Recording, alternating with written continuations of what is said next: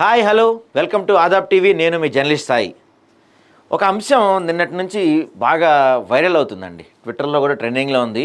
అదేంటంటే వార్త ఏంటంటే టీవీ9 లోగో గురించి రవిప్రకాష్ కోర్టులో కేసు గెలిచాడు. దాదాపు ఒక 168 కోట్లు రవిప్రకాష్కి చెల్లించాలి అని చెప్పి ఢిల్లీ హైకోర్టు టీవీ9ని ఆదేశించింది అని కొన్ని వార్తలు సోషల్ మీడియాలో తెగ ప్రచారం అవుతున్నాయి. ఇది చూడండి, ఇక్కడ ఇదేదో ఇంగ్లీష్ పేపర్ అనుకుంటా, మరి ఇంగ్లీష్ పేపరు ఇది పీడిఎఫ్ పేపర్ అయి ఉండొచ్చు బహుశా. దీంట్లో ఏం రాశారు? Ravi Prakash wins legal battle or TV nine logo, Delhi high court orders ABCL to pay 168 crores అని చెప్పి రాశారు. దీనికినా ఉన్మేష్ గుజరాతీ అంట. ఏంటి వెబ్సైటు sproutsnews.com అనే వెబ్సైట్ అనమాట ఇది. సో ఈయన రాశారంట దీంట్లో ఏమని అంటే ఢిల్లీ హైకోర్టు ఏబీసీఎల్ని ఆదేశించింది. ఏమని ఆదేశించింది? 168 కోట్లు రవిప్రకాష్కి కట్టామని చెప్పి టీవీ9 గ్రూప్ అంటే ఇప్పుడు తీసుకున్న ఈ మైహోం రామేశ్వరరావు వాళ్ళకి కానీ వీళ్ళకి ఆదేశించినట్టు చెప్పి అందులో ఆర్టికల్ రాశారు. దీని గురించి సోషల్ మీడియాలో నిన్నంతా కూడా తెగ నడుస్తుంది. సో ఇందులో ఈ పోస్ట్ సారాంశం ఏంటయ్యా అంటే ఇందులో క్లియర్గా రాశారు. వీళ్ళు చూడండి, రవిప్రకాష్ చేతిలోకి టీవీ9 లోగో, ఏకంగా డేట్ వేసేసి హైకోర్టు నోటీస్ ఏమి ఇచ్చింది? టీవీ9 లోగో ఓనర్షిప్పై ఢిల్లీ హైకోర్టు నోటీసులు. రవిప్రకాష్తో ఒప్పందాన్ని ఉల్లంఘించిన ఏబీసీఎల్ సంస్థ అంట. ఒప్పందం ప్రకారం 168 కోట్లు రవిప్రకాష్కు బాకీ పడ్డ మైహోం రామేశ్వరరావు అంటే వీళ్ళు డిక్లేర్ చేసేశారు. దీంట్లో 168 కోట్లు చెల్లింపుపై ఈరోజు ఢిల్లీ హైకోర్టు నోటీసులు. 168 కోట్ల చెల్లింపుతో పాటు 2021 నుంచి టీవీ9 లోగో హక్కులు రవిప్రకాష్ పేరు మీదకు మారాయని చెప్పి హైకోర్టు చెప్పిందంట. దాని తర్వాత టీవీ9 లోగో రవిప్రకాష్కు ఎప్పుడు తెలియజేయాలని, ఎప్పుడు అప్పగిస్తారో తెలియజేయాలని నోటీసులో కోరిన ఢిల్లీ హైకోర్టు. అంటే దాదాపుగా వీళ్ళు ఏం చెప్తున్నారు? ఏకంగా 168 crores కట్టేయమంది. అంతేకాకుండా లోగో కూడా, ఆ లోగో కేసు ఏదైతే ఉందో అది కూడా రవిప్రకాష్ గెలిచాడు. సో మీరు ఈ లోగోని రవిప్రకాష్కి ఎప్పుడు అప్పగించబోతున్నారు? అంతేకాకుండా మార్చి 16వ తేదీలోపు పై అంశాలపై చర్యలు తీసుకోవాలని ఆదేశించిన ఢిల్లీ కోర్టు. 2004లో ప్రారంభమైన టీవీ9కు తొలి డైరెక్టర్గా, చైర్మన్గా, సీఈఓగా ఉన్న రవిప్రకాష్ 15 సంవత్సరాలు టీవీ9 చైర్మన్గా పనిచేసి లోగో హక్కులు ఏబీసీఎల్ సంస్థకి ఇచ్చిన రవిప్రకాష్. టీవీ9 నెట్వర్క్లో 4% రెవెన్యూ రవిప్రకాష్ చెందుతుంది.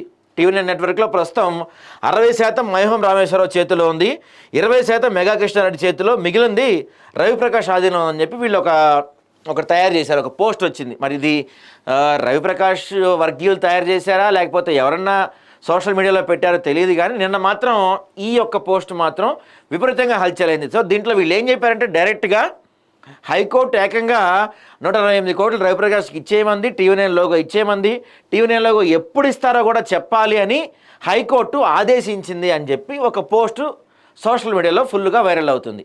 మరి ఇది ఎవరు వైరల్ చేస్తున్నారు? ఎందుకు వైరల్ చేస్తున్నారు? నిజంగా రవిప్రకాష్కి 168 కోట్లు ఇవ్వమని చెప్పి కోర్టు ఆదేశించిందా, లేకపోతే ఎవరన్నా క్రియేట్ చేసిన పోస్టా ఇది? ఈ అంశాలన్నీ నడుస్తుండగా ఈలోపు టీవీ9 నుంచి ఒక ట్వీట్ వచ్చింది. ఏమని వచ్చింది టీవీ9 నుంచి ట్వీట్ అంటే ఇది చూడండి.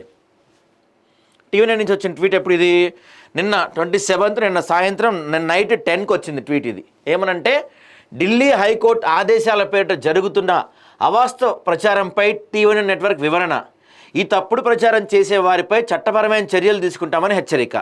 సో వీళ్ళేం చెప్పదలుచుకున్నారంటే టీవీ9 వాళ్ళు, టీవీ9 ట్రేడ్ మార్క్, కాపీరైట్ నిజమైన యాజమానిగా associate broadcasting company private limited సర్వ హక్కులు కలిగి ఉంది.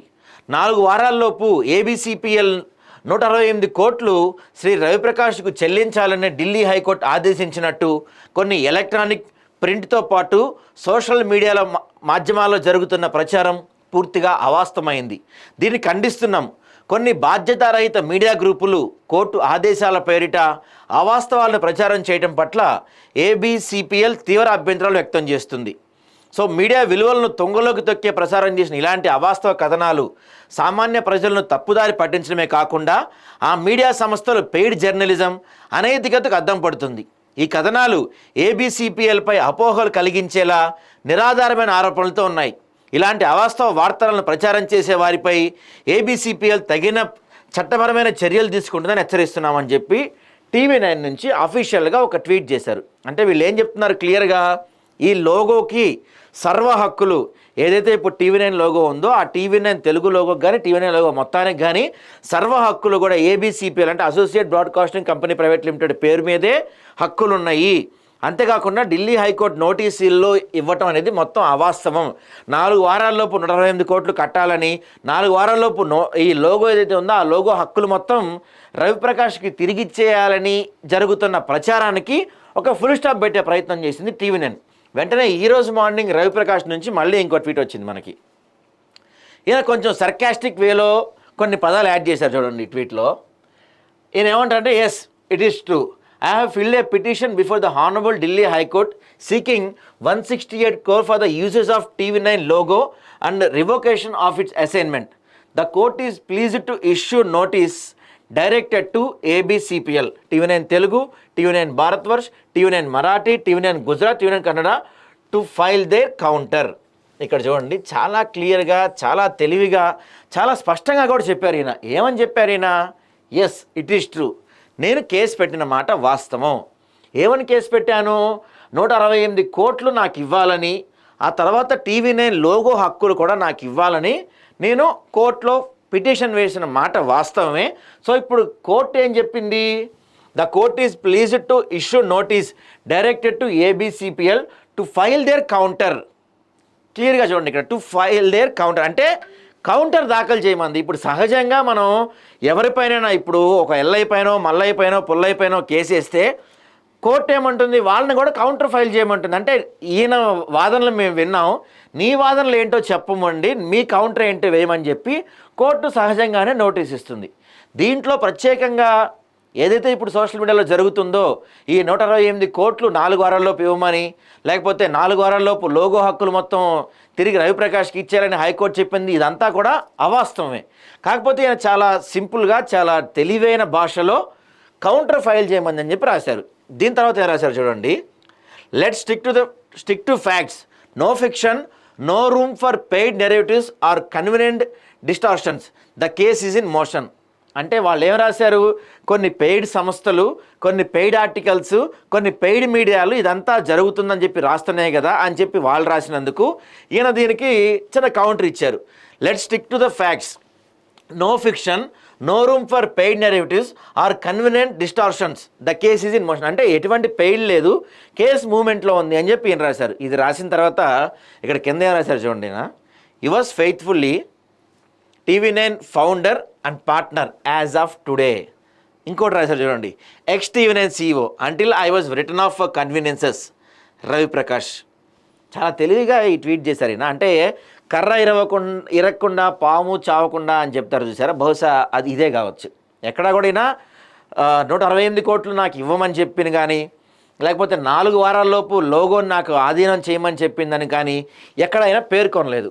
దాంతోపాటుగా లైట్గా కౌంటర్ ఇచ్చారు ఏమని, ఎటువంటి పెయిడ్ ప్రమోషన్స్ కానీ ఫేక్ ఆర్టికల్స్ కానీ మేము చేయలేదు అని రాస్తూ కింద ఏమని చెప్పారు చూడండి మళ్ళీ, TV9 founder and partner as of today అంట, ఈ రోజు వరకు. అది ఏ రోజున చదువుకోవచ్చు, ఎప్పుడు చదువుకుని ఆ రోజు వరకు ఉంటుంది. తర్వాత ఏమంటున్నారు, ఎక్స్ TV9 CEO అంటే until I was return of for convenience, అంటే జనం నన్ను గుర్తుపడటానికి నా కన్వీనియన్స్ కోసం రాసుకుంటున్నాను TV9 CEO అని చెప్పి రాశారు. ఎక్స్ TV9 CEO అని చెప్పి రాస్తున్నారు ఈయన రవిప్రకాష్ గారు. ఎందుకంటే రవిప్రకాష్ పేరు చెప్పగానే ఫస్ట్ గుర్తొచ్చేది ఏంటి, TV9 రవిప్రకాష్ అంటారు కాబట్టి ఎక్స్ TV9 CEO అని రాస్తున్నారు. సో ఈయన కూడా శుతిమెత్తగా కొంచెం క్లియర్గా చెప్పింది ఏంటంటే ఈ 2 పోస్టులు అబద్ధమని. అంతే కదా, ఈ 2 పోస్టులు అబద్ధం అని ఈయన చెప్పకనే చెప్పారు. ఎందుకంటే ఈయన ట్వీట్లో ఎక్కడా కూడా 168 కోట్లుగా నేను పిటిషన్ వేసిన మాట వాస్తవమే, కానీ 4 వారాల్లోపు ఆ డబ్బులు కట్టాలని కానీ 4 వారాల్లోపు ఆ లోగో ఇవ్వాలని కానీ ఎక్కడా కోర్టు పేర్కొన్నట్టు ఈయన రాయలేదు. ఈయన రాసింది ఏంటంటే నేను వేశాను, కౌంటర్ దాఖలు చేయమన్నారని చెప్పి రాశారు తప్పించి ఈ జరుగుతున్న వార్తలంతా కూడా అవాస్తవం. గత కొన్ని రోజులుగా దాదాపు ఇది ఎప్పుడు స్టార్ట్ అయిందండి ఈ పంచాయతీ, 2018 అనుకుంటా. 2018లో స్టార్ట్ అయింది ఈ పంచాయతీ, 7 సంవత్సరాలు అవుతుంది. 2 సార్లు గవర్నమెంట్లు కూడా మారని ఈ పంచాయతీ మాత్రం నడుస్తూనే ఉంది. TV9 రవిప్రకాష్కి ఇప్పుడు ఎవరైతే ఆ సంస్థ మహేం రామేశ్వరరావు కావచ్చు, మెగా కృష్ణారెడ్డి కావచ్చు, వీళ్ళందరి చేతిలో ఉన్న ఈ సంస్థ గురించి, రవిప్రకాష్కి ఈ లోగో గురించి కావచ్చు, మిగతా చాలా విషయాల గురించి ఎప్పటి నుంచో ఫైట్ నడుస్తూనే ఉంది. 2 వర్గాలుగా ఏర్పడ్డారు. తర్వాత టీవీ నైన్ నుంచి తర్వాత బయటకు వచ్చేసిన రవిప్రకాష్ ఆర్టీవీ లాంటి ఛానల్స్ పెట్టారు. పెద్దగా అది అనుకున్నంత స్థాయిలో అయితే రాలేదు. సో కోర్టు కేసులు నడుస్తూనే ఉన్నాయి, మధ్యలో కొన్ని వాదనలు నడుస్తూనే ఉన్నాయి. ప్రస్తుతానికైతే క్లియర్గా మనకి తెలుస్తుంది ఏంటంటే కోర్టు కౌంటర్ దాఖలు చేయమంది అంతే తప్పించి కోర్టు ఎక్కడా కూడా 4 వారాల్లోపు మీరు డబ్బులు కట్టండి అని కానీ, లేకపోతే మీరు కేసు ఓడిపోయారని కానీ, లేకపోతే ఈ లోగోని తిరిగి రవిప్రకాష్కి ఇవ్వాలని కానీ ఎక్కడా కూడా కోర్టు చెప్పలేదు అనే విషయాన్ని రవిప్రకాష్ కూడా చెప్పకనే చెప్పారు. సో ఈ గొడవ అంటే రవిప్రకాష్కి టీవీ నైన్కి గొడవ ఇంకెంతకాలం సాగుతుంది, దీనికి ఒక ఎండ్ ఏమన్నా పడుతుందా, రవిప్రకాష్ గారు దేనికోసం ఫైట్ చేస్తున్నారు, లోగో కోసం ఫైట్ చేస్తున్నారా, లేకపోతే తిరిగి టీవీ నైన్ పైన ఆయన ఒక పైచేయి సాధిస్తానికి ఫైట్ చేస్తున్నారా ఏంటి అనేది మాత్రం ప్రస్తుతానికి సస్పెన్స్గానే ఉంది. కానీ మీడియాలో ఒక లెజెండ్గా పేరొందిన రవిప్రకాష్ ఇప్పుడు ఆయన దీనికోసం పాకులాడుతున్నారు. ఏదైతే లోగో కోసం కావచ్చు, ఇక దానికోసం ఫైట్ చేస్తున్నారు. మరి చూడాలి ఈ యుద్ధం ఎంతకాలం కొనసాగుతుంది, అసలు నిజంగా యుద్ధం జరుగుతుందా, ఎటువంటి యుద్ధం జరుగుతుంది, దేనికోసం యుద్ధం జరుగుతుంది, దీంట్లో గెలిపేవారు అనేది పక్కన పెడితే న్యూస్ని అందించే రవిప్రకాష్ టీవీ నైన్ కావచ్చు, రవిప్రకాష్ కావచ్చు, ప్రజలకి న్యూస్ అందించే వీళ్ళిద్దరే ఇప్పుడు న్యూస్గా మారటం జనాల్లో హాట్ టాపిక్గా మారింది.